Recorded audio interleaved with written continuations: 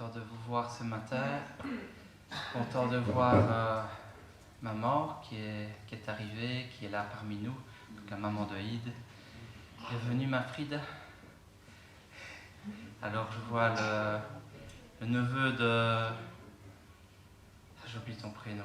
Le cousin de Sam. Bienvenue. Et alors on a de la visite d'Émilie et des enfants. Content de vous voir. Je sais que Valentin est au service à l'église. Voilà. J'ai vu ton papa hier. Donc... Voilà. Alors, on va commencer par les annonces, comme ça, ce sera fait. Alors, mardi et jeudi, nos réunions d'études bibliques et de réunions de prière avec le Zoom pour ceux qui ne peuvent pas se déplacer. Donc, venez nombreux.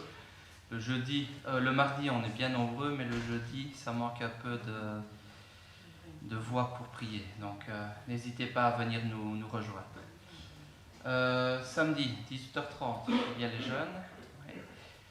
Samedi 29, donc inscrivez qu'il y aura le G30. Donc, on pourra s'inscrire auprès de Eliel la semaine prochaine. Eliel. Paolo, merci. La semaine prochaine. Et alors, il y aura aussi les jeunes le 29. Ah, à 16h. Voilà. Ouais. On va aller à la chapelle, mais il y a eu un empêchement pour eux, donc on garde quand même le groupe de jeunes ici à 16h. J'espère qu'il fasse beau, on fera des activités. Voilà, donc les jeunes, inscrivez bien à 16h.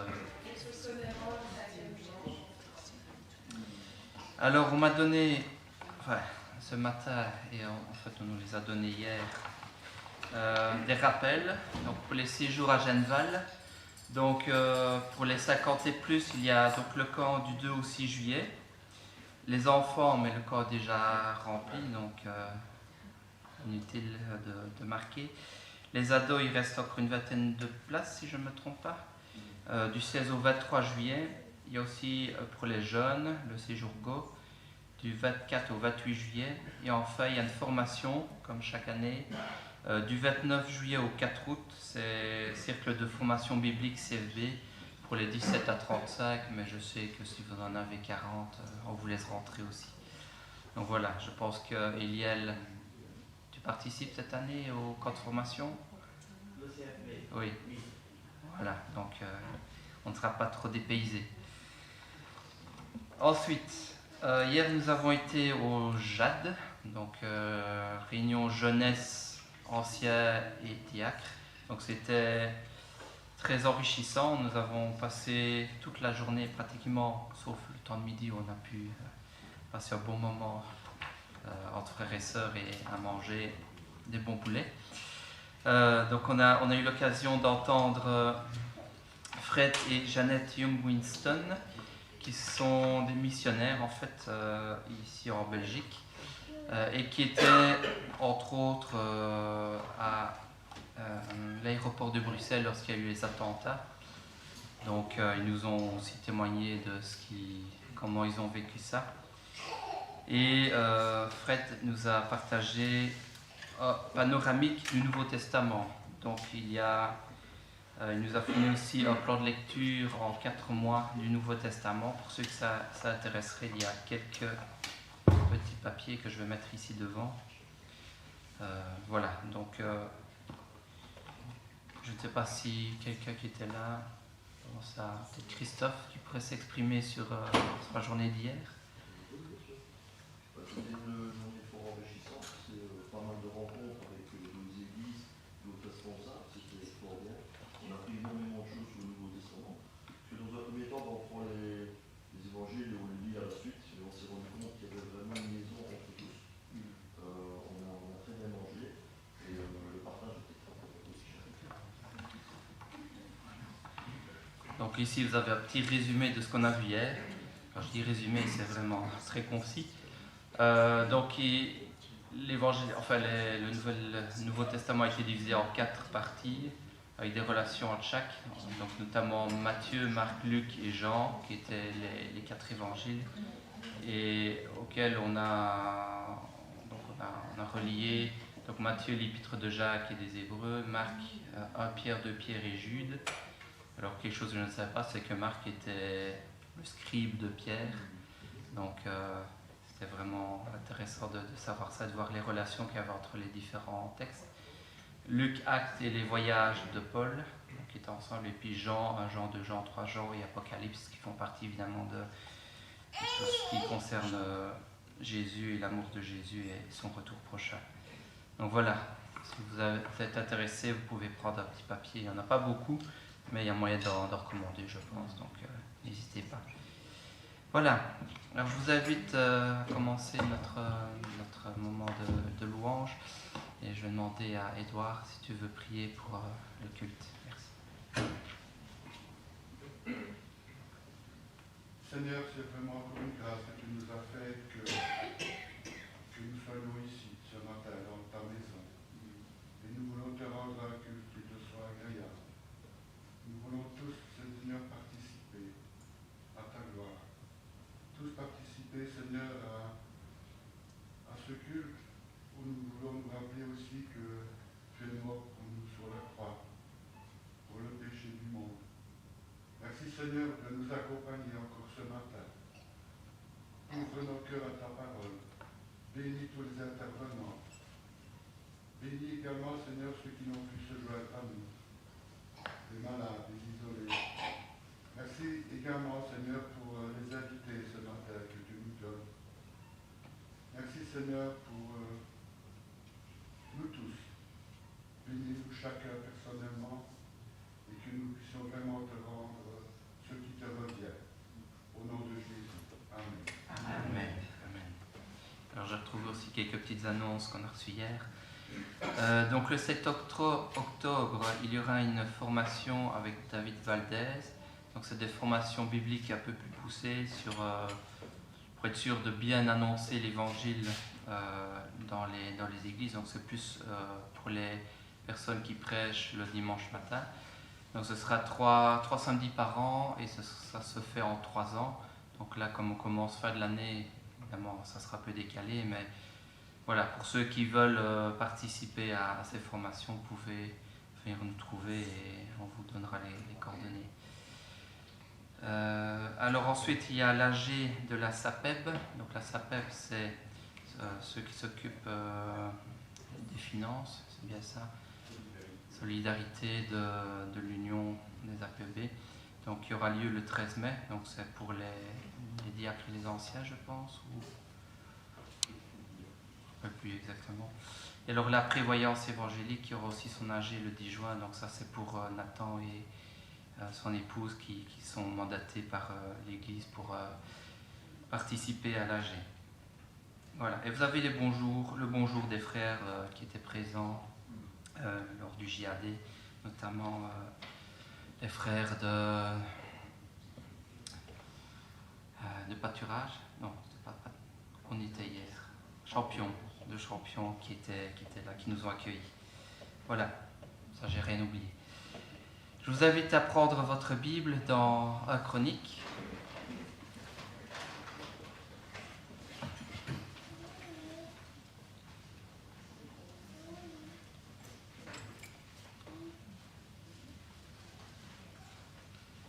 Un Chronique au chapitre 16.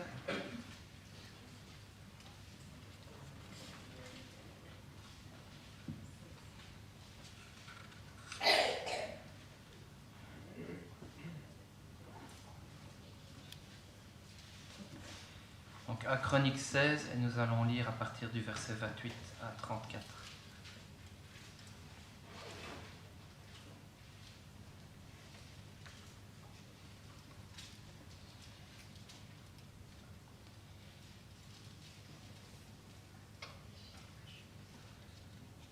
Famille des peuples, rendez à l'Éternel gloire et honneur. Rendez à l'Éternel gloire pour son nom. Apportez des offrandes et venez en sa présence. Prosternez-vous devant l'Éternel avec de saints ornements. Tremblez devant lui, vous tous les habitants de la terre. Le monde est affermi, il ne chancelle point. Que les cieux se réjouissent et que la terre soit dans l'allégresse. Que l'on dise parmi les nations, l'Éternel règne. Que la mer retentisse avec tout ce qu'elle contient. Que la campagne s'égaye avec tout ce qu'elle renferme. que les arbres des forêts poussent des cris de joie devant l'Éternel, car il vient pour juger la terre. Louez l'Éternel, car il est bon, car sa miséricorde dure à toujours. Alors nous avons un grand sujet de joie. Dieu est vivant. Amen. Il est ressuscité. Amen. Et Jésus est apparu aux disciples. Il s'est montré à plusieurs, il a marché, il a mangé, il a discuté, il a pardonné, et pas seulement à Pierre, n'est-ce pas? À nous aussi. Dieu est bon, et nous sommes là grâce à cela. Alors je l'ai déjà dit lors d'une autre présidence, si Dieu était colérique ou mauvais, nous ne serions pas là aujourd'hui. Plus d'Adam, plus de Ève, la création, peut-être même qu'elle ne serait plus là. Mais Dieu est bon et sa miséricorde dure à toujours. Merci Père de nous avoir fait grâce. Merci pour ton pardon, c'est ce qu'on peut lui dire. Le temps du jugement n'est pas encore arrivé, mais il arrive bientôt, très bientôt. Et on peut se demander, serons-nous prêts? Que les arbres des forêts poussent des cris de joie devant l'Éternel. Alors quand je lis cette phrase, je pense au dessin animé où on voit les arbres qui bougent et qui font aller leurs branches de gauche à droite en louant Dieu. Mais au retour de Jésus-Christ, si les arbres avaient une bouche, certainement qu'ils loueraient Dieu. Fini la maltraitance de la nature par l'être humain. Meilleure gestion de la nature. On peut imaginer que tout cela sera possible dès que le Seigneur reviendra. Alors le chant 49 dit « Vous bondirez de joie, vous marcherez en paix ». Et j'espère que c'est une inspiration pour nous ce matin de pouvoir louer et bondir de joie. Alors je vous invite à vous lever, on va commencer notre louange avec ce chant et exprimer notre joie au Seigneur.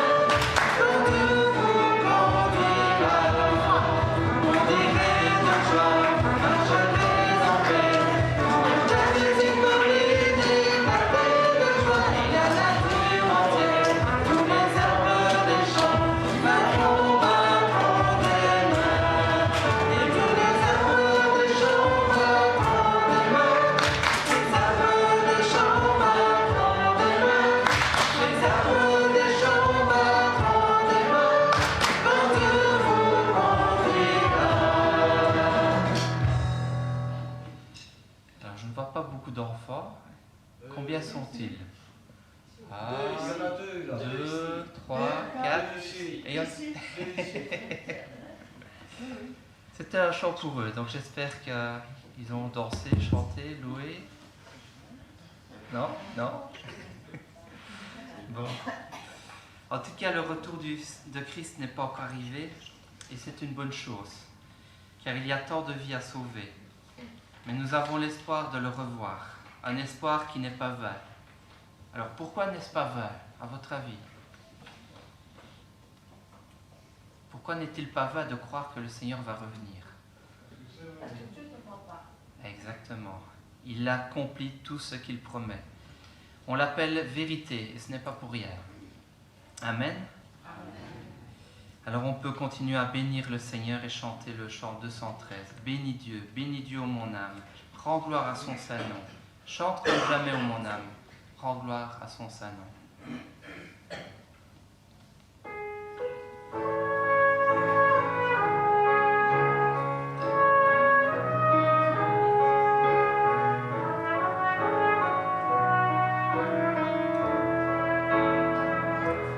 Bénis Dieu,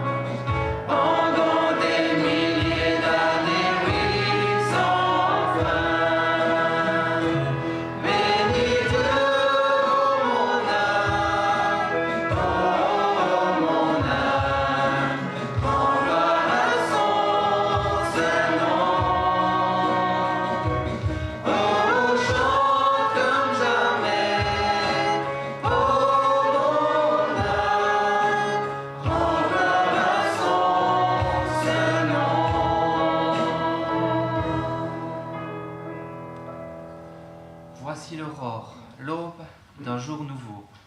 C'est ce que nous avons chanté. On pourrait dire, d'un point de vue spirituel, que ce jour nouveau a commencé lorsque le Seigneur est mort sur la croix et qu'il est ressuscité. La nuit est tombée, ensuite le soleil s'est levé. Et puis il a continué lorsqu'il est entré dans notre vie. On pourrait dire que c'est le temps de midi. Et il se terminera lorsque nous le verrons au crépuscule de notre vie, soit à notre mort, soit à son retour si notre corps est encore vivant. Ensuite commencera le dernier jour, le jour éternel, le jour qui ne terminera jamais, où nous serons avec lui pour l'éternité.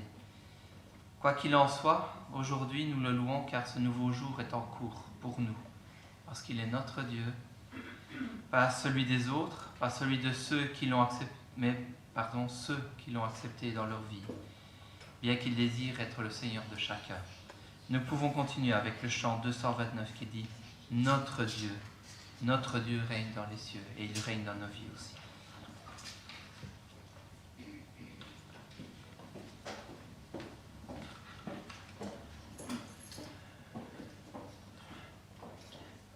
Thank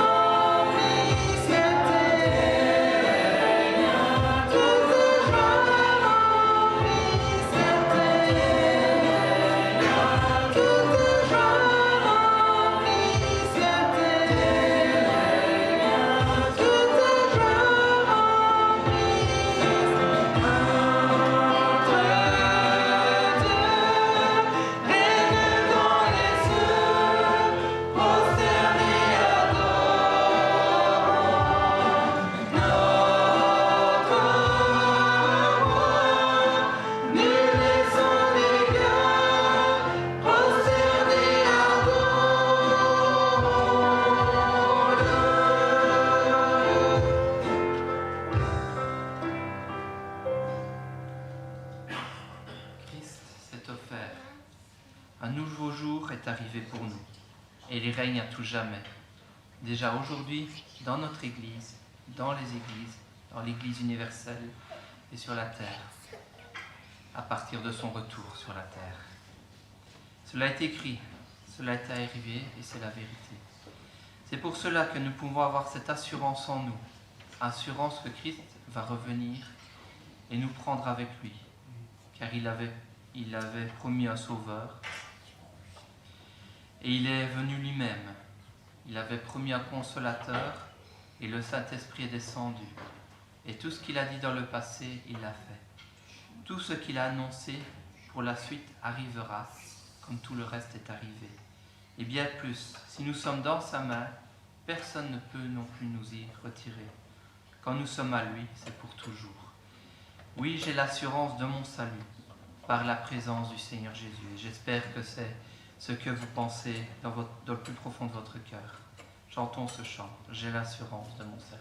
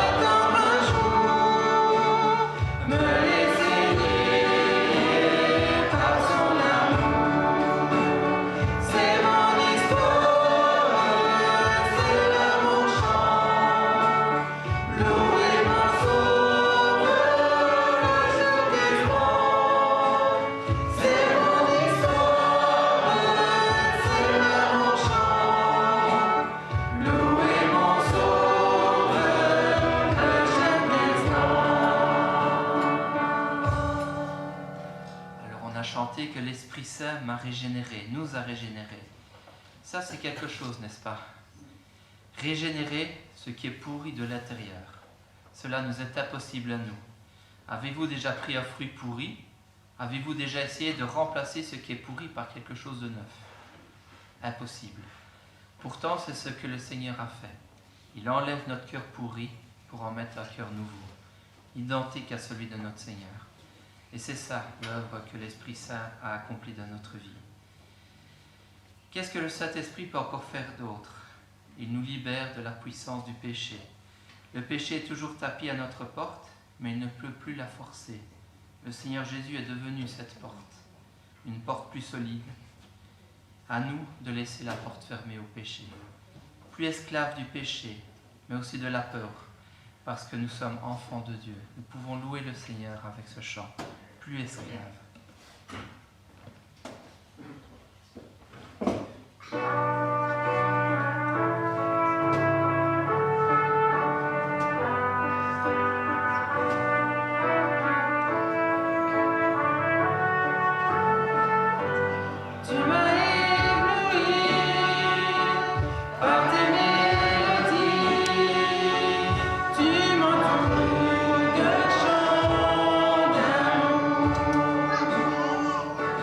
Chant de délivrance,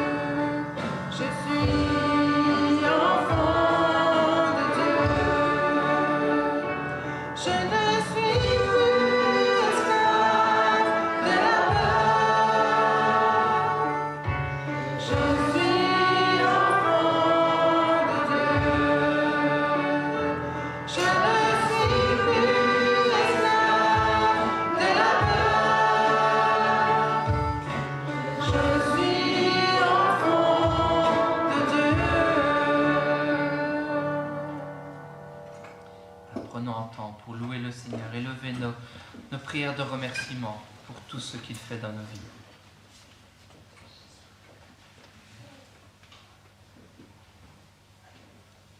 Seigneur notre Dieu, nous voulons encore nous incliner devant toi, parce que tu es notre Créateur.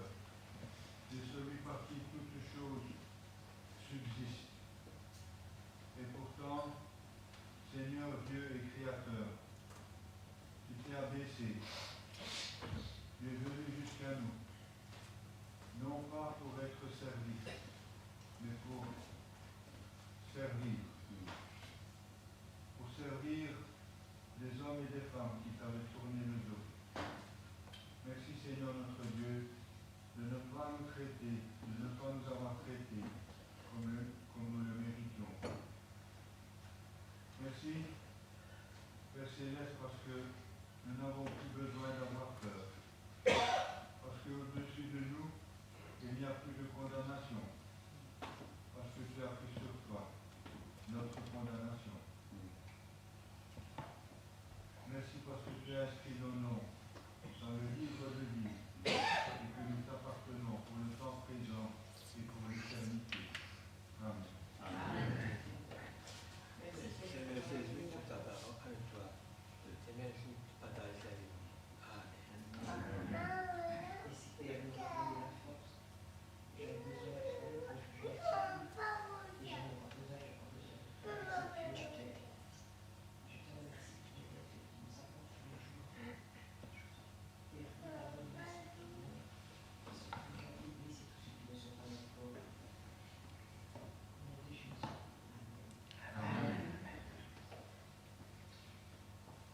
Que tout le monde loue l'Éternel. Que ma bouche ne cesse, Seigneur, de proclamer tes bienfaits. Seigneur, merci pour ton amour, merci pour ta fidélité, merci pour Jésus-Christ. Merci Seigneur parce que cet amour, tu l'as manifesté en lui. Et Seigneur Jésus, merci parce que tu as accepté, Seigneur, de mourir pour moi, de prendre ma place sur la croix de Golgotha. Seigneur, merci parce que je te dois la vie. Je te dois, Seigneur, tout ce que j'ai. Seigneur, je veux te louer de tout mon cœur pour ton amour, ta fidélité, pour ta grandeur. Seigneur, que je ne cesse, Seigneur, de te louer jusqu'à ce que tu me reprennes. Pour la gloire de ton nom, Seigneur. Amen. Amen.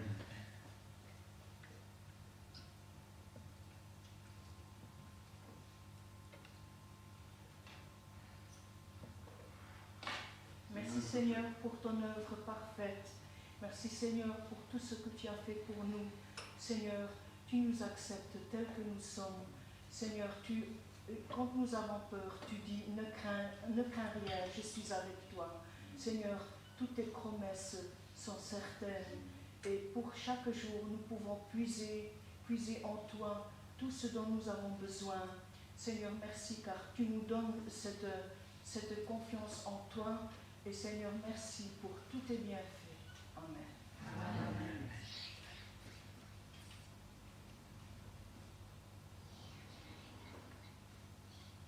Opérer, ô notre Dieu, par ton esprit, par ta parole, ce miracle de vie dans nos vies.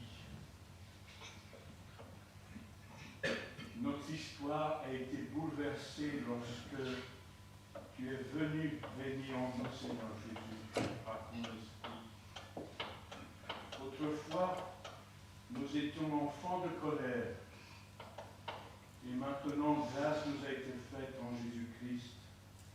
Nous sommes purifiés de nos péchés. La colère a été payée en Jésus-Christ. Nous sommes justifiés et devenus par grâce enfants de Dieu. Autrefois, nous étions morts dans nos fautes et dans nos péchés. Loin de toi, notre Dieu, sans Christ, sans espérance. Maintenant, notre histoire a changé d'orientation. Nous marchons avec un Seigneur qui est vivant. Nous marchons avec celui qui a triomphé de la mort, du péché, du monde, de Satan, et qui nous conduit vers la maison du Père. Quelle destinée glorieuse est la nôtre. Et nous te bénissons parce que l'espérance, elle est vivante. Christ en nous, l'espérance de la gloire. Et nous te bénissons de ce que nous sommes rentrés, ô notre Dieu, par toute grâce, dans ton histoire à toi. La nôtre, elle était bien courte et périlleuse, bien destinée à être loin de toi. Et maintenant, par toute grâce, toi le Dieu éternel, tu nous as conduits à Jésus-Christ, tu nous as greffés à lui, et nous avons la certitude que rien ne peut nous séparer de toi, ni du bon berger. Quelle histoire est la nôtre! Et nous pouvons le dire que cette histoire elle est merveilleuse. C'est l'histoire de notre salut, c'est l'histoire de notre vie, c'est l'histoire d'une gloire éternelle. Alors, pour que tout cela se réalise dans nos vies, il a fallu que quelqu'un crée. Et toi, Seigneur notre Dieu, tu as créé par ton Fils bien-aimé, en nous le donnant au moment propice. Ta parole, tes promesses se sont réalisées pour nous. Christ est mort au temps marqué. Et nous avons la certitude, étant liés à lui, comme il y a à la pointe du jour une aurore qui pointe, l'étoile du matin est déjà levée dans nos cœurs. Et nous attendons le retour du Seigneur Jésus. Sois béni pour cette histoire glorieuse qui est la nôtre. Au nom de Jésus. Amen.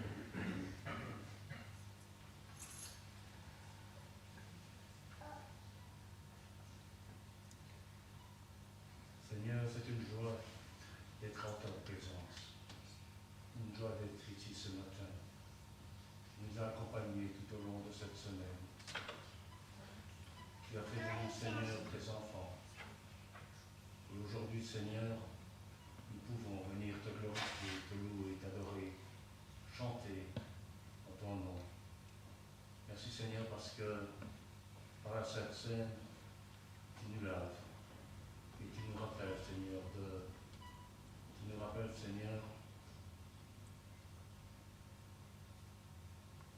ton sacrifice sur la croix. Merci, Seigneur, pour ce sacrifice. Merci pour ta résurrection. Merci pour ton immense amour, pour la paix que tu mets dans nos cœurs. Que la louange, l'honneur et la gloire te reviennent au siècle des siècles. Amen. Amen.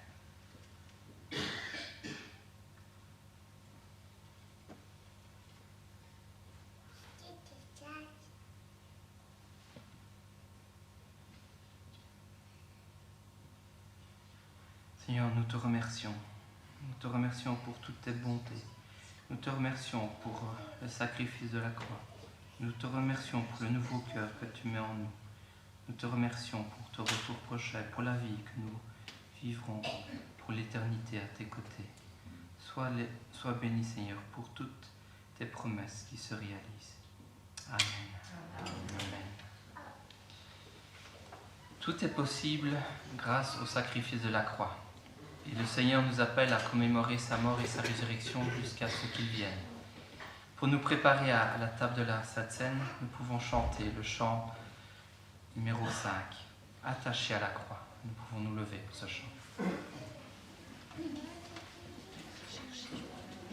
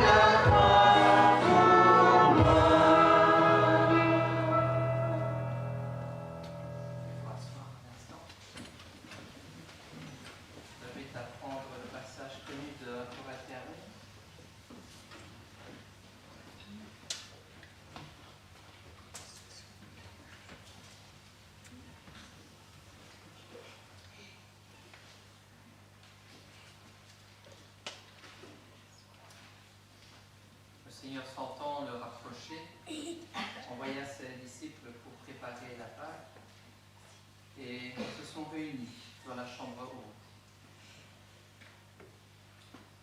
Et l'apôtre Paul nous laisse les paroles dans Corinthiens 11. En effet, verset 23, « J'ai reçu du Seigneur ce que je vous ai transmis. Le Seigneur Jésus, la nuit où il a été arrêté, a pris du pain. Et après avoir remercié Dieu, il a rompu et dit, « Prenez, mangez. Ceci est mon corps qui est rompu pour vous. Faites ceci en souvenir de moi. » Et de même, après le repas, il prit la coupe et a dit, « Cette coupe est la nouvelle alliance en mon sang. Faites ceci en souvenir de moi, toutes les fois que vous en boirez. En effet, toutes les fois que vous mangez ce pain et que vous buvez cette coupe, vous annoncez la mort du Seigneur jusqu'à ce qu'il vienne. C'est pourquoi celui qui mange le pain et boit de la coupe du Seigneur indignement sera coupable envers le corps et le sang du Seigneur. Que chacun donc s'examine lui-même, et qu'ainsi il mange du pain et boit de la coupe. Car celui qui mange et boit indignement, sans discerner le corps du Seigneur, mange et boit un jugement contre lui-même. Alors, ce sont parfois des paroles dures que le Seigneur nous laisse dans sa parole, mais c'est des paroles qui nous permettent aussi de nous remettre en question. Et je vous invite ce matin, juste un instant, dans le silence, afin de voir s'il n'y a rien qui nous empêcherait de prendre le repas du Seigneur.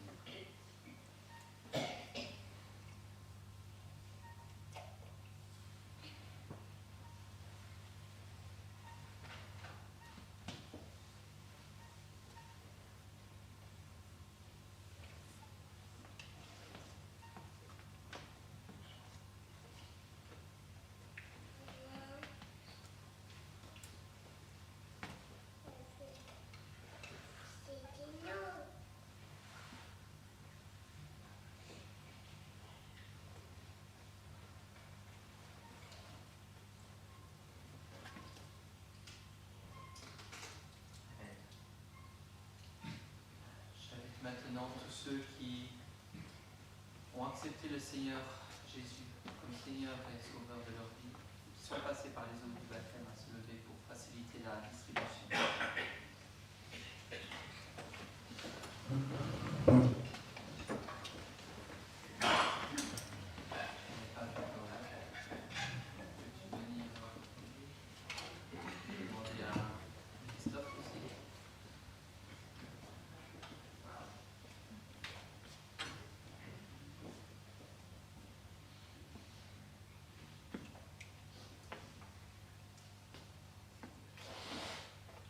Donc, après avoir remercié Dieu, le Seigneur romput le pain et dit, « Prenez, mangez, ceci est mon corps qui est rompu pour vous. » Je n'en viens pas au lieu de prier pour le pain.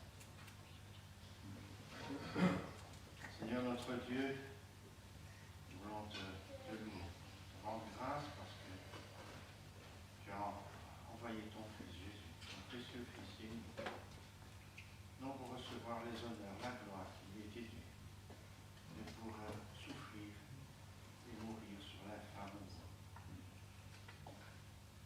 Seigneur Jésus, nous voulons te remercier, te louer, parce que tu as obéi au Père en tout point, allant jusqu'au supplice et jusqu'à la mort. Seigneur, ce corps qui a été livré par nous est représenté par ce Père. Ce corps qui est mort pour nous nous a donné la vie. Et c'est ainsi que nous pouvons dire et chanter avec assurance que nous avons l'assurance de notre salut. Seigneur Jésus, merci pour ce sacrifice qui nous donne la vie. Amen. Amen.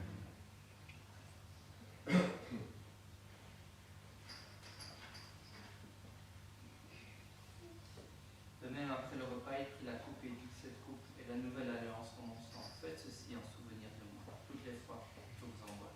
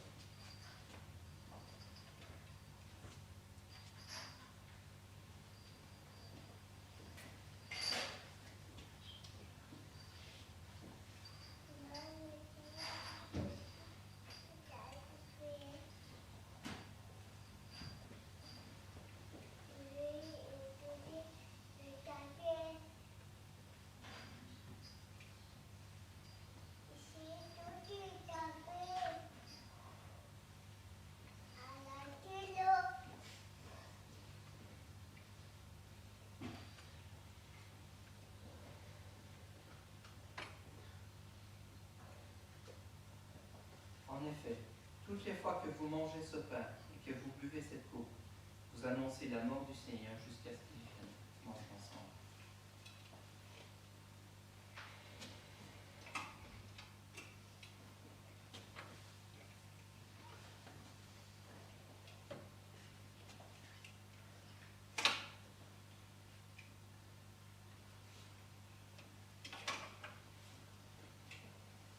Au nom de la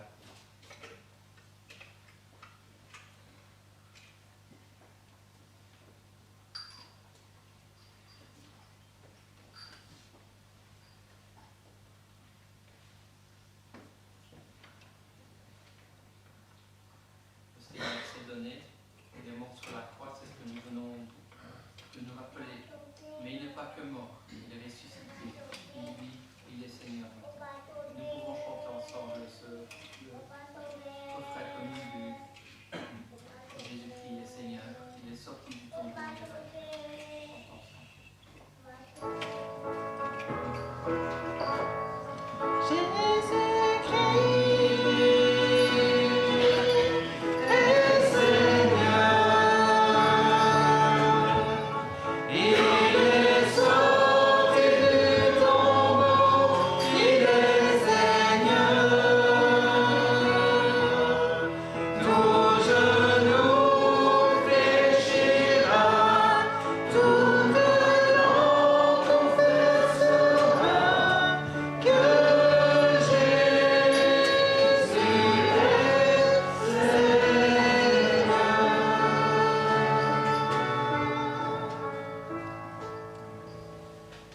Pour nous préparer à entendre la parole du Seigneur, je vous invite à chanter le chant 261 dans À toi la gloire et exprimer aussi notre désir d'être dans la présence du Seigneur jour après jour.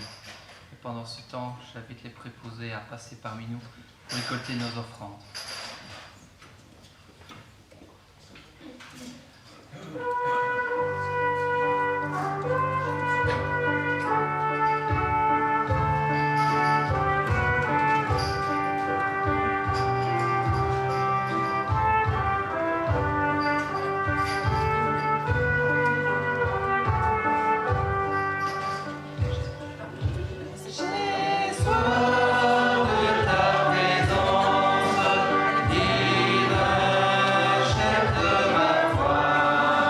Dans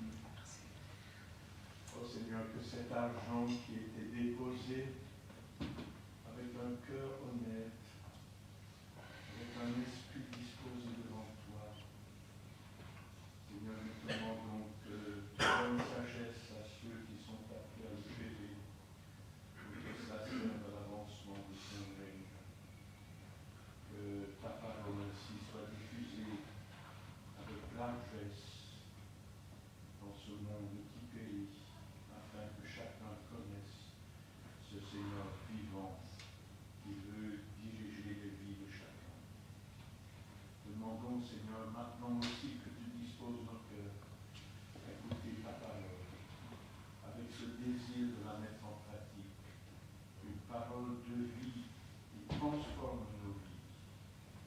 Et nous te demandons aussi cette même grâce pour ces chers petits, et pour recevoir aussi de toi une parole appropriée pour eux, que celle-ci tombe dans leur cœur et que ce moment voulu puisse aussi porter du fruit à la seule gloire de ton nom.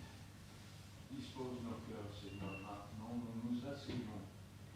Et comme David comme Samuel autrefois, nous disposons nos cœurs devant toi. Et nous te disons, parle, Seigneur. Nous sommes prêts à t'écouter pour la gloire de ton nom. Amen. Amen.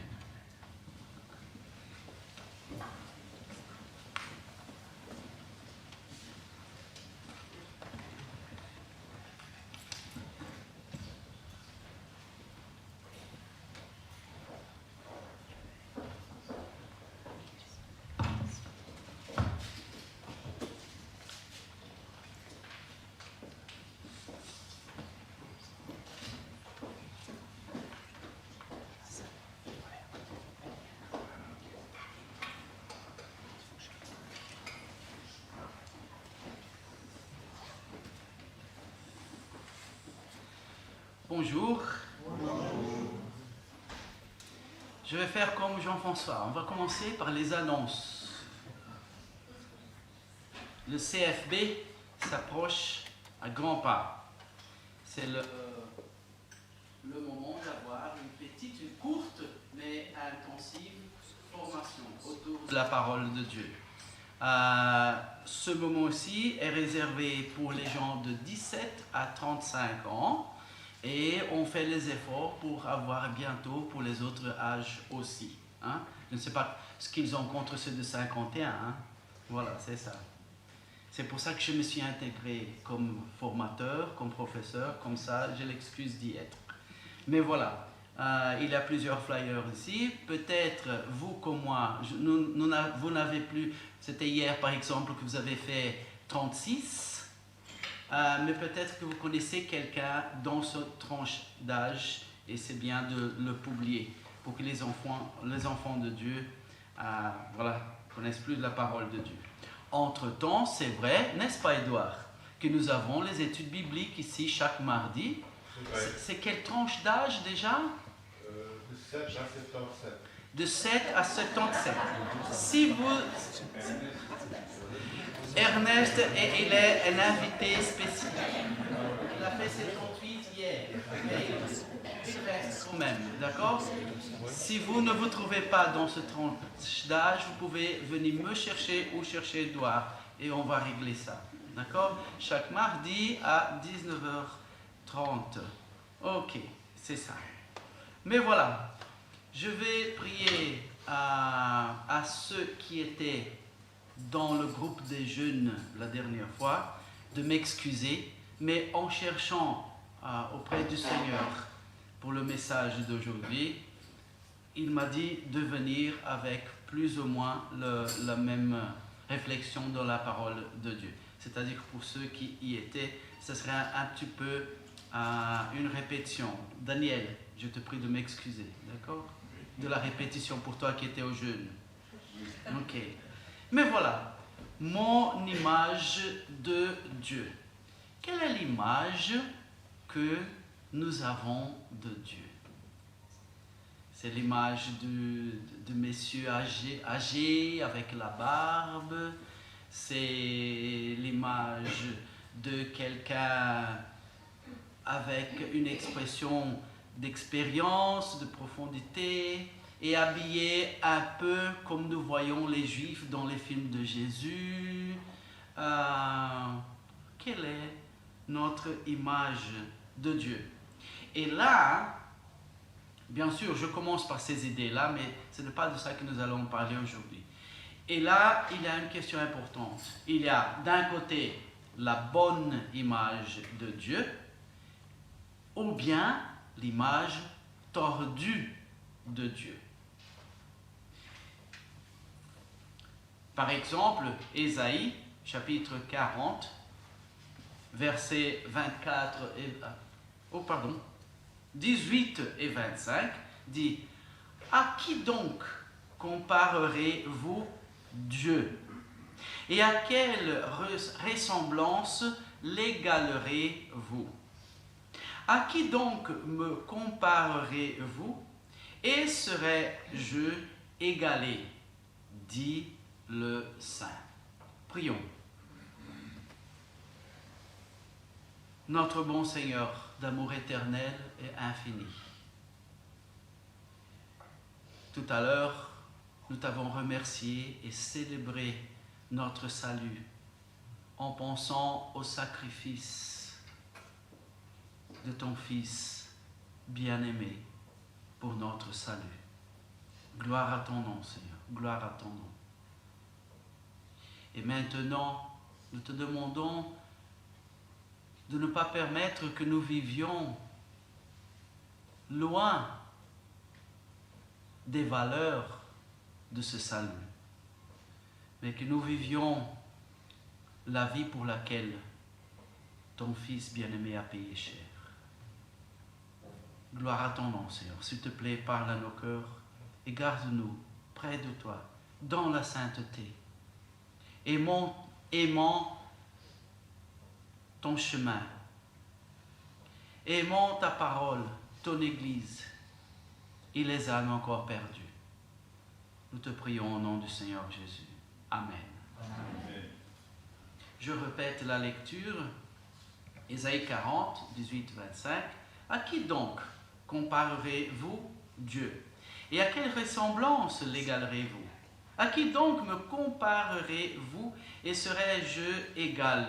Dit le Saint, celui qui est séparé parce qu'il est le plus puissant, le plus sage, le plus distingué, le plus majestueux. C'est pour ça qu'il est le Saint. Et pour toutes les autres qualités magnifiques qui lui appartiennent. Mais c'est vrai qu'ici, dans le texte et dans le contexte, il touche quand même la question de faire des images, des statues, des idoles. Mais la question reste. À qui donc comparerez-vous Dieu? Et à quelle ressemblance l'égalerez-vous? À qui donc me comparerez-vous et serais-je égalé? Dit le Saint. Le psaume 14, verset 1 dit « L'insensé a dit à son cœur, il n'y a point de Dieu. Ils se sont corrompus, ils ont rendu abominables leurs actions. Il n'y a personne qui fasse le bien. » Nous avons déjà considéré à plusieurs reprises que, avant le Moyen-Âge, penser, dire que Dieu n'existe pas, c'était une bêtise pour l'humanité. Mais l'adversaire, l'ennemi, l'accusateur, c'est ça que Satan et diable veut dire, qui travaille jour et nuit, il a déposé des grains chaque jour.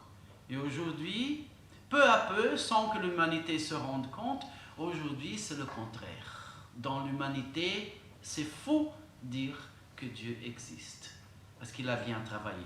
Et il faut que nous bien travaillions aussi pour notre Seigneur. Mais voilà, à ce moment-là, il disait, l'insensé a dit à son cœur, il n'y a point de Dieu.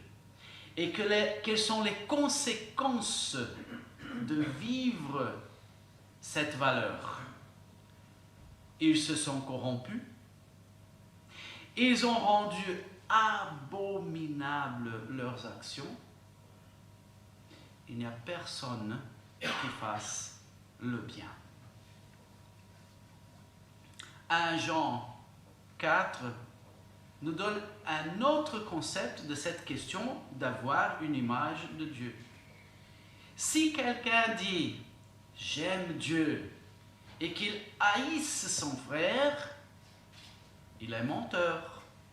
Car celui qui n'aime pas son frère qu'il voit, comment peut-il aimer Dieu qu'il ne voit pas? Et vous notez là qu'il y a un astérix près du mot « haïs », du verbe « haïr ». C'est moi qui l'ai mis et c'est exprès. Il y a un verset dans la Bible qui, c'est vrai, parfois ou plusieurs fois nous frappe et que parle de haïr quelqu'un? Vous savez me le réciter, s'il vous plaît? Pardon? Dans Malachie, pardon, je parle, oui, certainement. Je parle d'un verset dans les évangiles, une chose dite par le Seigneur Jésus, et que quand nous lisons, nous disons, oh là là, il dit ça, pour le suivre, il faut haïr son père et sa mère. Qu'est-ce que ça donne? Dieu nous dit de haïr nos parents, mais il faut savoir que dans le temps, dans la culture du Moyen-Orient, voilà, vous savez que même aujourd'hui, les Arabes, ce peuple-là, c'est aimer jusqu'à la mort ou haïr jusqu'à la mort. Haïr jusqu'à la mort, nous voyons plusieurs fois à la télévision. Aimer jusqu'à la mort aussi. Mais c'est cette conception de ce que, dans leur culture, ce n'est pas obligatoirement haïr dans le verset du Seigneur Jésus. Mais c'est-à-dire que tu ne restes pas neutre dans une relation.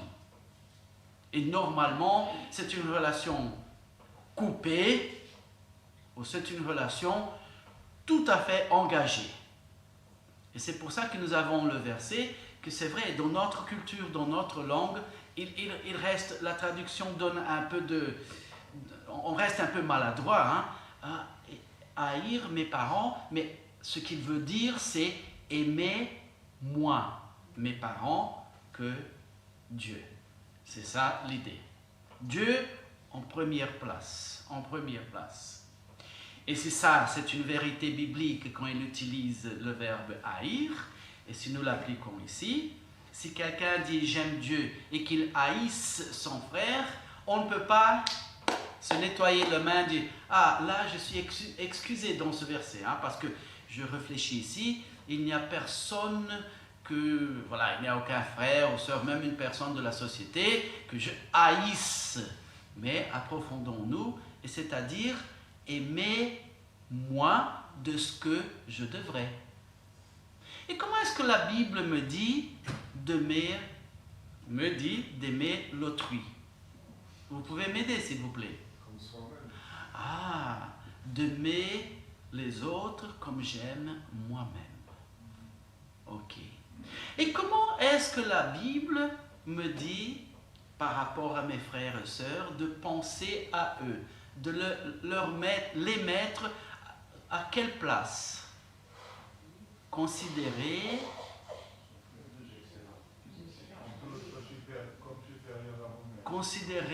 les autres supérieurs par rapport à moi-même. On prend tout ça de valeur biblique et on jette là dans ce verset. Si quelqu'un dit j'aime Dieu et qu'il haïsse son frère, qu'il n'applique pas ces valeurs, ces vérités de la Bible par rapport à son frère, à sa sœur, il ment. Il ment de quelle façon? Il n'aime pas Dieu. Car celui qui n'aime pas son frère, qu'il voit, comment peut-il aimer Dieu qu'il ne voit pas? Et là maintenant, si nous avons commencé nos réflexions par l'idée de voilà, comment est-ce que je vois Dieu, comment est-ce que je aperçois Dieu, et que déjà à la base c'est fou de n'avoir aucune idée de Dieu, c'est-à-dire l'inexistence de Dieu. Maintenant il dit aussi que mon image de Dieu, quelque part, elle touche ma relation avec Dieu, elle touche ma relation avec les autres. Et là, la Bible va plus loin et nous avons alors l'importance de la figure paternelle. Bien sûr, il y a l'importance de la figure maternelle aussi, mais voilà, je reste un peu aujourd'hui dans l'importance de la figure paternelle, parce que c'est même Matthieu 6, 9 qui nous dit, quelqu'un s'il vous plaît?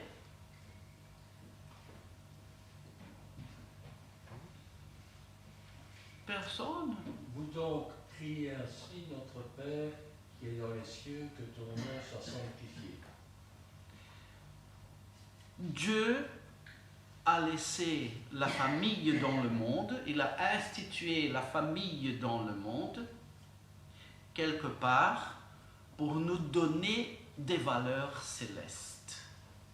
Pour nous donner des valeurs célestes. La Bible, par exemple, appelle l'Église, quoi de Christ? L'épouse.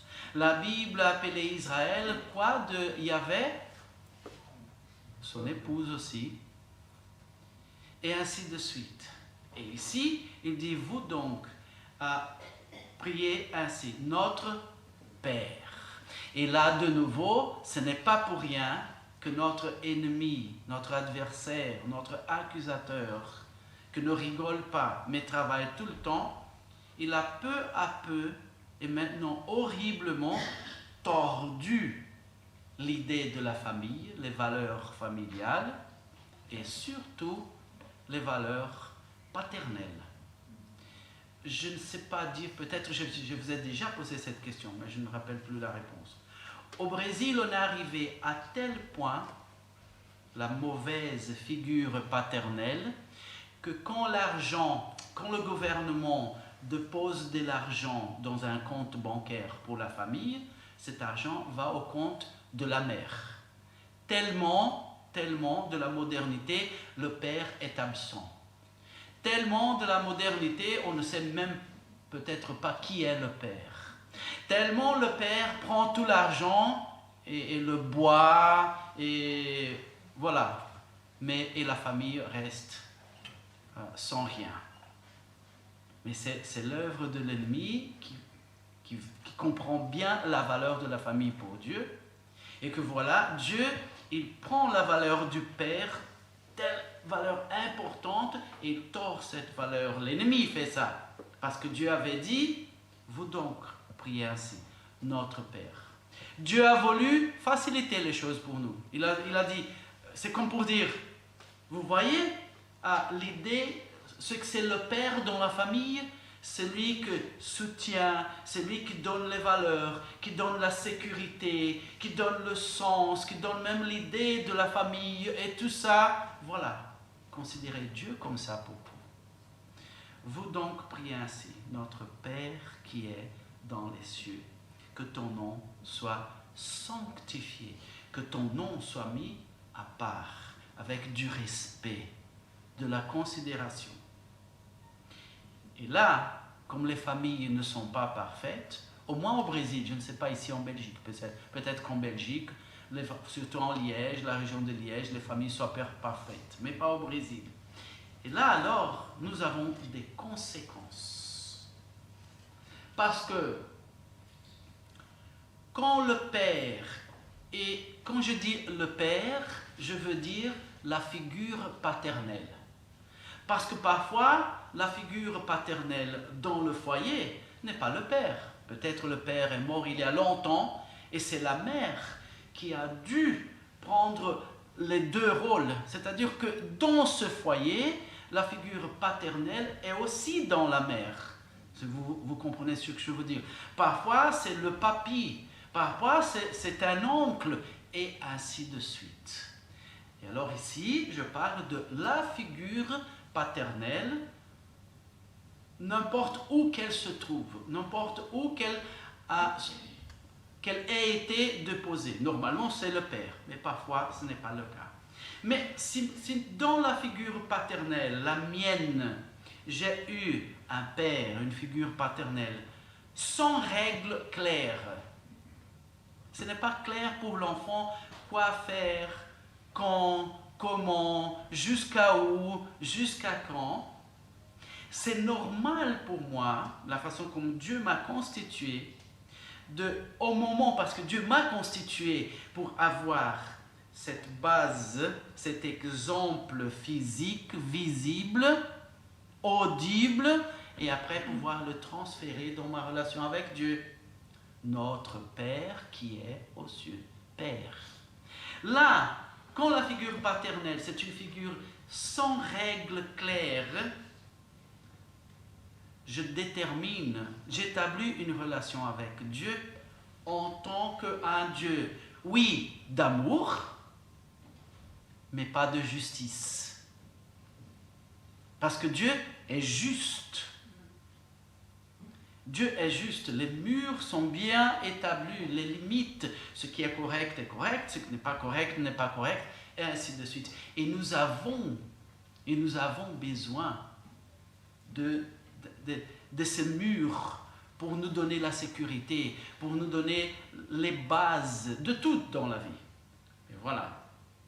Et peut-être que moi et toi, à ce moment, en regardant ça, nous nous identifierons, on dit « Ah, voilà, c'est ça qui se passe avec moi. » Peut-être. Peut-être ce n'est pas ton cas, mais voyons. Avant de continuer, en tout cas, je cite le verset de Proverbe 22, 6, qui dit « Élève le jeune garçon selon la règle de la voix, même lorsqu'il vieillira, il ne s'en détournera point. » Voilà, la Bible dit à la figure paternelle d'élever l'enfant selon la règle de la voix, la règle de la vie.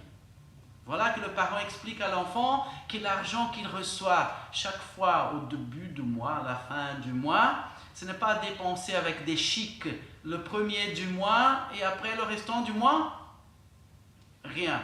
Non, mon fils, il y a les factures à payer, etc. Voilà, on n'achète pas tous les légumes au commencement du mois, on va chaque semaine au supermarché, il nous faut de l'argent pour ça. Il y a l'histoire vraie, hein, d'une fille, ce sont les enfants, hein, qui a demandé quelque chose. Pardon, comment est-ce que nous appelons la machine où on va chercher de l'argent, où on fait des opérations? C'est pas parfois aller à la banque, mais il y a la machine. Un distributeur, c'est gentil. Ok, alors, il a l'histoire de la fille qui a dit « Maman, achète ça pour moi. » Elle dit « Nous n'avons plus d'argent. » Elle dit « Pas de problème, on va au distributeur. » N'est-ce pas? Tu vas au distributeur, il te donne de l'argent. Alors, maman va apprendre à la fille que ce n'est pas exactement aussi simple que ça.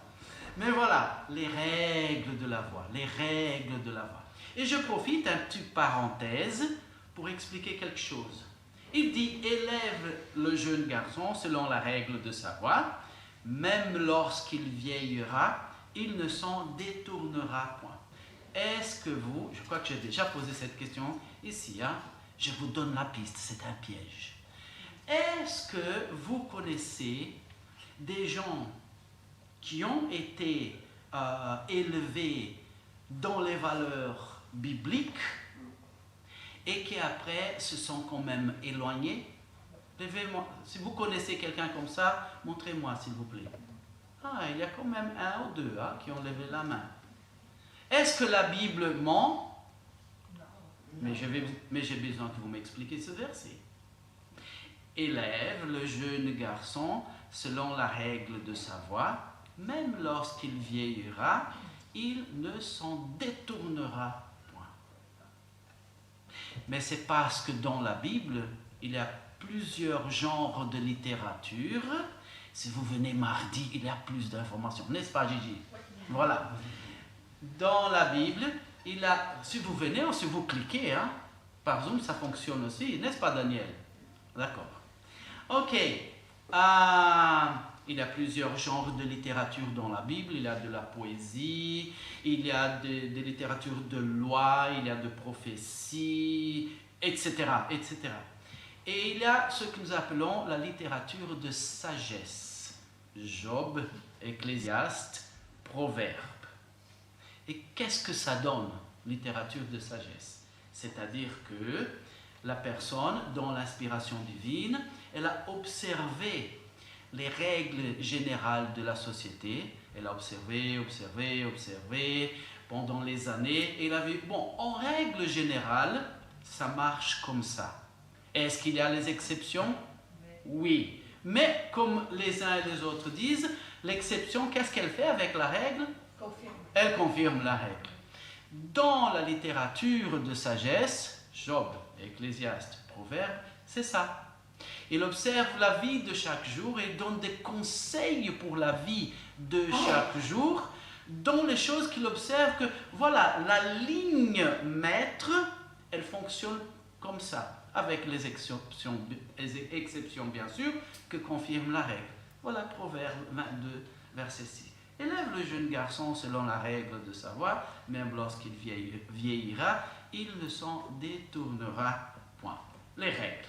Il se peut aussi que ton expérience soit dans le père, la figure paternelle, qui punit facilement. Ok? Ah, t'as fait ça? Je t'avais dit de ne pas faire ça. De genoux. Sur le maïs de popcorn. Il est plus piquant, le maïs de popcorn. De genoux, au coin, sur le maïs de popcorn. Jusqu'à quand? Je ne sais pas, j'ai décidé. Le père qui punit facilement peut facilement nous donner, nous incruster une image d'un Dieu qui est justice. Parce que le père t'avait dit de ne pas faire, et tu as fait. Alors, il est juste. Il avait dit qu'il y aurait des conséquences. Oui, ça peut te donner une image de Dieu qui est justice, mais qui n'est pas amour.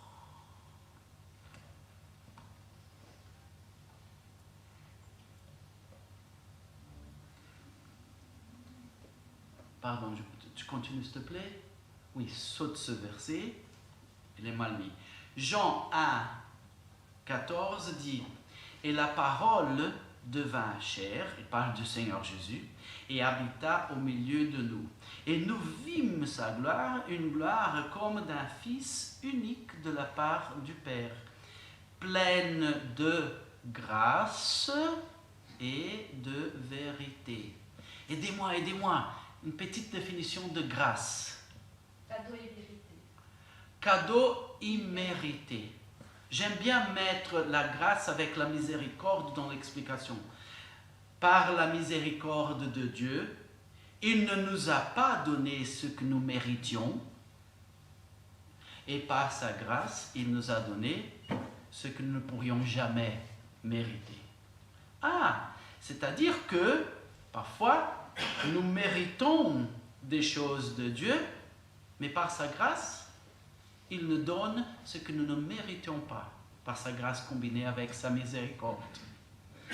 C'est-à-dire que parfois, peut-être vous aussi avez expérimenté ça dans votre relation avec Dieu, on prend des mauvais chemins et à la fin, Dieu, avec sa grâce, nous remet et nous disons, Seigneur, merci, parce que les conséquences pourraient avoir été catastrophique et quand même tu m'as épargné.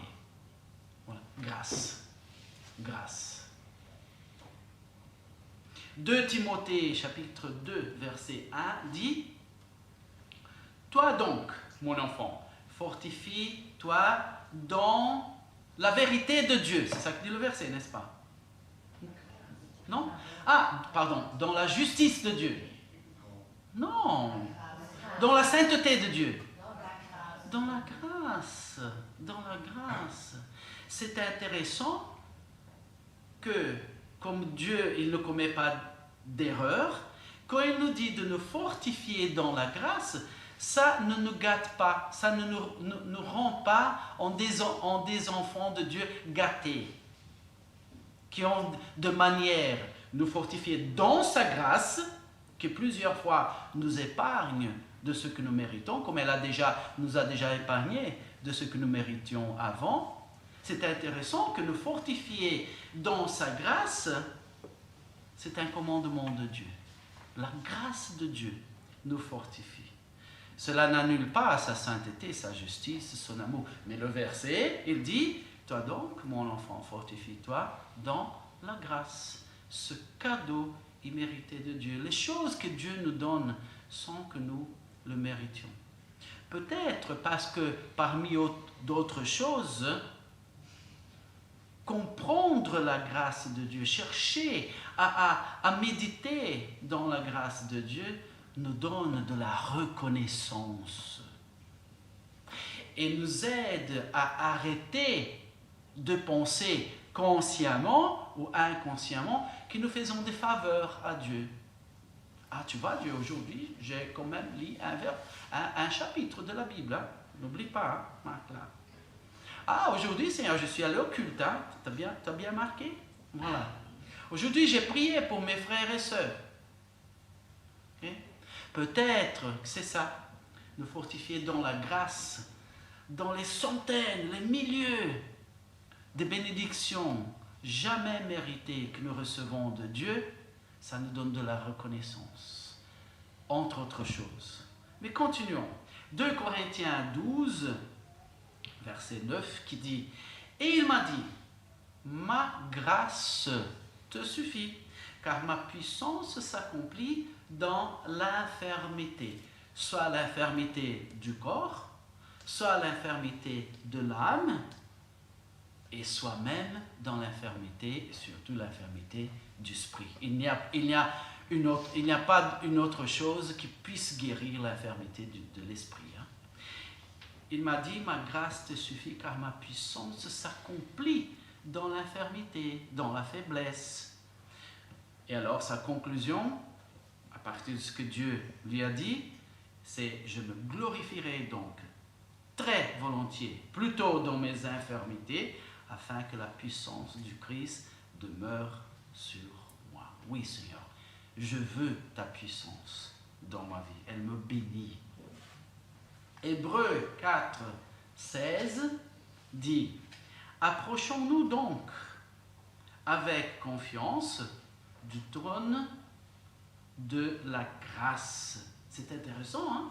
Il ne parle pas dans ce verset du trône de justice, du trône d'amour, du trône de sainteté, et ainsi de suite. Mais il parle du trône de la grâce.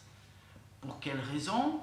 Afin que nous recevions miséricorde et que nous trouvions grâce pour avoir du secours. Ah, je croyais que je trouvais du secours dans la toute-puissance de Dieu.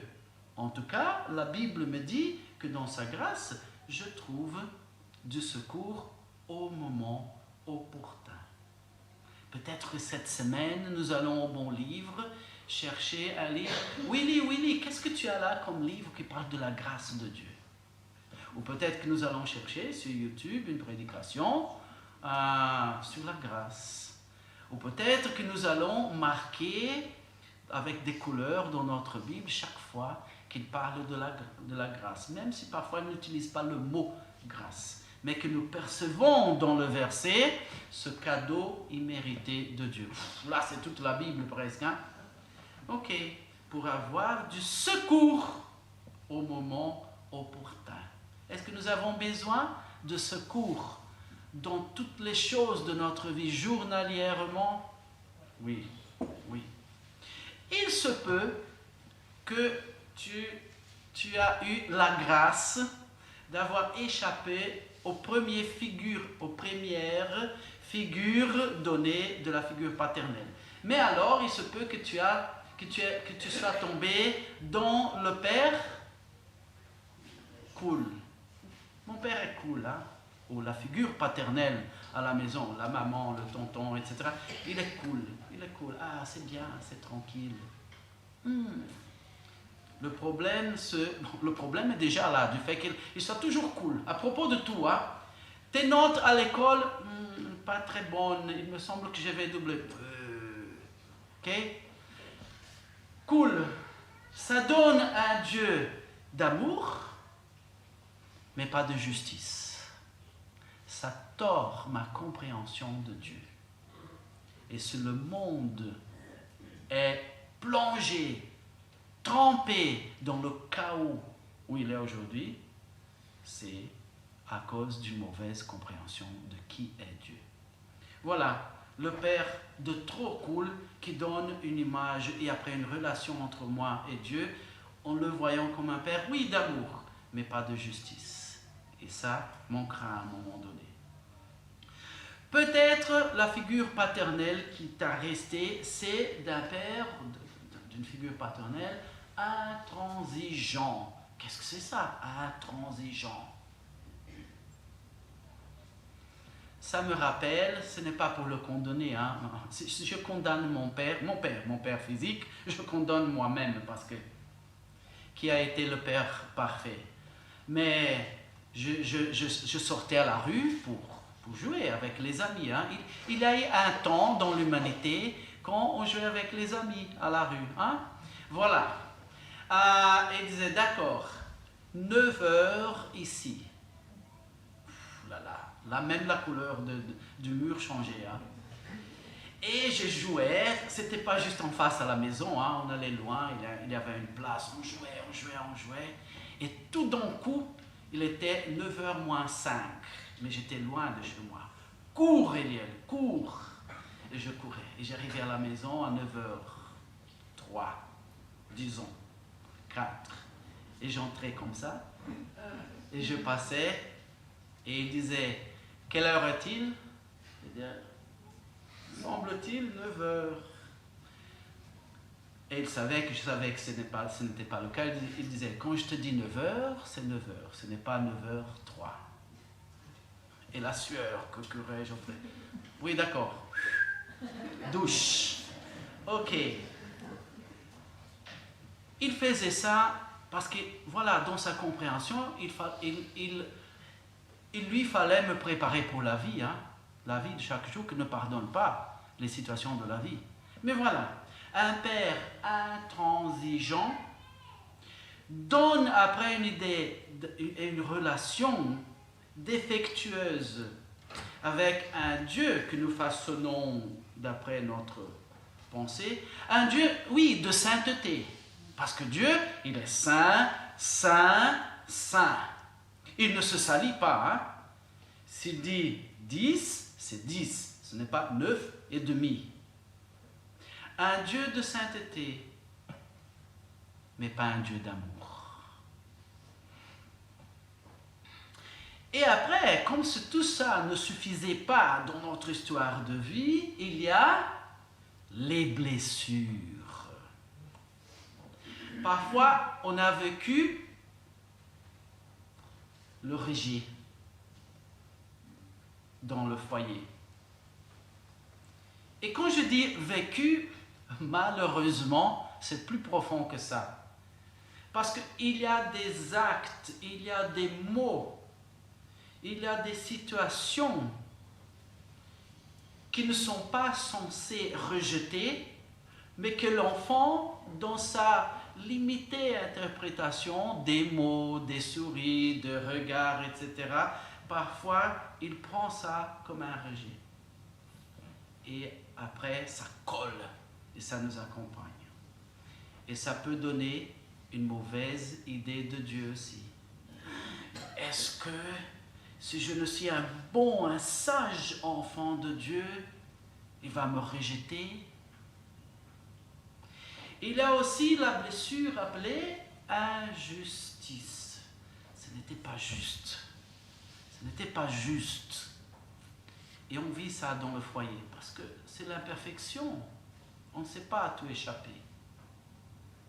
Et on risque de voir, même si nous n'admettons pas Dieu quelque part comme un Dieu injuste. Une autre blessure, l'insécurité. L'insécurité. L'insécurité n'est pas parce que le monde est un monde d'insécurité. Mais l'insécurité, c'est l'insécurité que nous portons avec nous dans la poche, due à des vécus dans le foyer. Et nous risquons de transmettre ça dans notre relation avec Dieu. Oui, je sais que Dieu a dit ça, mais quand même, la crainte, une autre blessure qui nous accompagne parfois, ou plusieurs fois, ou toutes les fois. Et quand même, la colère. La colère. Ouh là là, je n'ose pas désobéir Dieu. Hein. Ah, pourquoi? Parce que tu es tellement reconnaissant de ce que tu dois faire. Ah non, hein, parce que Dieu est un feu dévorant, hein, quand même. Hein. Il faut savoir. Oui, c'est vrai. Mais ce n'est pas la seule vérité dans la parole de Dieu. Et il y a alors aussi nos, aidez-moi à bien prononcer ça. Il n'y a pas comment prononcer? Ah, c'est le dictionnaire qui m'a appris, c'est-à-dire nos quoi que ce soit, c'est-à-dire nos choses à enterrer. Merci. Voilà, nos enfouis. D'après Daniel Finet, nos enfouis. Oui, c'est-à-dire nos choses enterrées. Des choses dont nous ne nous rendons même pas compte, mais qui sont là. Qui sont là et qui nous font du mal. Quoi faire de tout ça? Comment le passé, on ne change pas, mais c'est à partir de maintenant. Mais grâce à Dieu pour sa parole puissante, qui nous donne la bonne mesure de qui Dieu est, de qui nous sommes. Peut-être nous avons entendu de trop, même si ce n'était qu'une fois, mais nous l'avons transformé en de trop. Toi, tu ne fais rien correctement, hein? Oui, parce que je sais que, voilà, Dieu est parfait, mais moi, c'est perdu. On transfère dans la relation. On transfère dans la relation.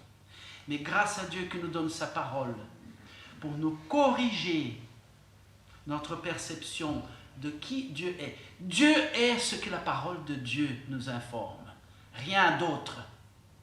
Et moi, je suis de même tout ce que la parole de Dieu dit que je suis. Pas un mètre plus, pas un mètre de moins. La parole de Dieu. Oui, Eliel, mais c'est long le chemin de 30 cm qui sépare la tête du cœur. Il y a tellement de choses que nous savons déjà, mais que nous ne ressentons pas. Et c'est là où la Bible alors nous apprend à faire attention entre notre croyance rationnelle et notre croyance affective. Oui, je sais, le verset dit ça et ça et ça, mais quand même, quand le moment arrive, grâce à Dieu, qu'à travers la lecture constante de la parole de Dieu, en prière et en renonçant, quand la crainte vient, quand la colère vient, quand l'idée d'injustice vient, je peux dire non, mais la parole de Dieu dit ça et ça et ça. Et ça, c'est la vérité. Et moi, j'appartiens à la vérité. Voilà. Marc 5 dit, mais Jésus, sans tenir compte de ces paroles, parce que le monde nous donne des paroles, hein. Le monde nous impose. Et nous partons des foyers que, même sans vouloir le faire, nous imposent des choses. Même sur l'image de nous-mêmes. Mais Jésus, sans tenir compte de ces paroles, dit au chef de la synagogue, ne crains pas. Crois seulement. Crois en qui? En Dieu. Crois en quoi? En sa parole. Aujourd'hui, comme chaque jour, hein, comme chaque jour, la parole de Dieu nous dit, tout seulement, malgré tout, tout seulement, ne crains pas, crois seulement. Lisons la parole de Dieu, connaissons les valeurs divines et croyons-les. La conséquence, nous ne craindrons pas. Le Seigneur vous bénisse.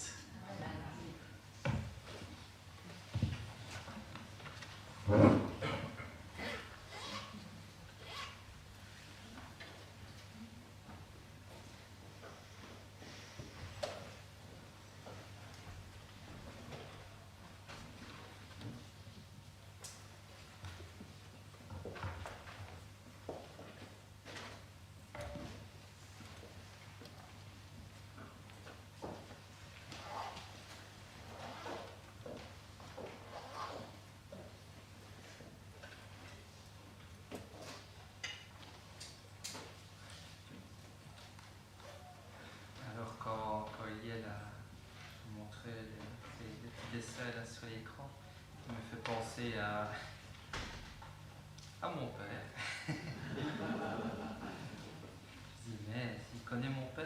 Et c'est vrai que quand on vient au Seigneur et qu'on On nous dit que Dieu est notre Père. On a parfois des difficultés à bien jauger comment est Dieu par rapport à notre perception du Père. Merci pour ce rappel. Ah, qu'il est beau de voir des frères unis d'un même amour entre eux. J'espère que, en tout cas, c'est ce qu'on veut vivre dans l'Église. Je pense que c'est ce qu'on a vécu la semaine dernière à travers le week-end que nous avons passé. C'était vraiment un week-end chaleureux et j'espère que ça continuera. Quoi qu'il en soit, on peut le chanter ce matin pour terminer notre culte. Et je vous invite à vous lever pour chanter le chant 192 dans la Toi la gloire.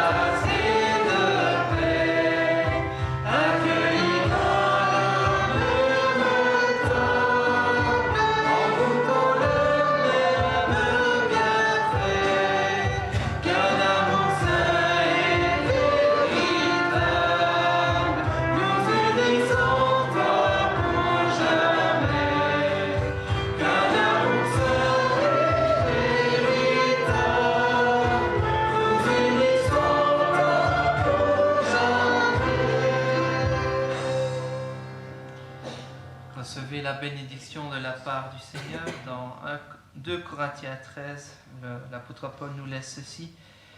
Pour le reste, frères et sœurs, soyez dans la joie, travaillez à vous perfectionner, encouragez-vous, vivez en plein accord dans la paix, et le Dieu d'amour de paix sera avec vous. Que la grâce du Seigneur Jésus-Christ, l'amour de Dieu et la communion du Saint-Esprit soient avec vous tous. Amen.